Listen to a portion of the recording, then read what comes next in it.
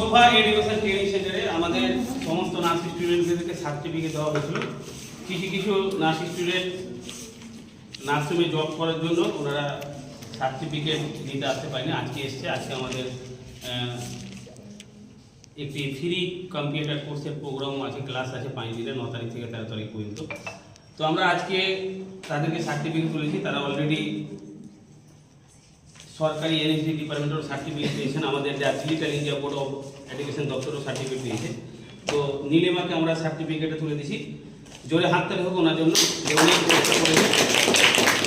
এবং এর পাশাপাশি এনএসডি ডিপার্টমেন্টের সরকারি যেটা সার্টিফিকেট আমরা যেটা বলে থাকি, সেই এনএসডি ডিপার্টমেন্টের সরকারি সার্টিফিকেটও আমরা তুলে দেওয়ার চেষ্টা করছি, এবং এটার জন্য জোরে হাততালি হোক।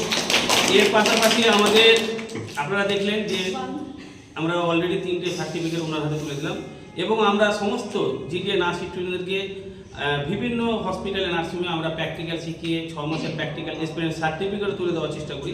তো আবিসেনা হসপিটালে আমরা সেই প্র্যাকটিক্যাল সার্টিফিকেটও ওনার হাতে তুলে দিলাম। তো জোরে হাততালি হোক। তাহলে একটা স্টুডেন্টের কাছে সরকারি সার্টিফিকেট, আমাদের ডিপার্টমেন্টের সার্টিফিকেট এবং হসপিটালের সার্টিফিকেট উনি পেলেন, এবং যে কোনো জায়গাতে উনি কাজ করতে পারবেন, বর্তমান করছেন। এর পাশাপাশি আমাদের রয়েছে টিয়া খাতুন, ওনাকেও আমরা সার্টিফিকেট তুলে দিচ্ছি, এবং ওনার জন্য জোরে হাততালি হোক। তো আমরা ওনাদের কাছে যাবো যে আজকে সার্টিফিকেট পেয়ে আপনাদের কেমন লাগছে? আপনি এখন বর্তমান কোথায় মানে জব করছেন? আমি খাজাবাদ নার্সিংয়ে জব করছেন।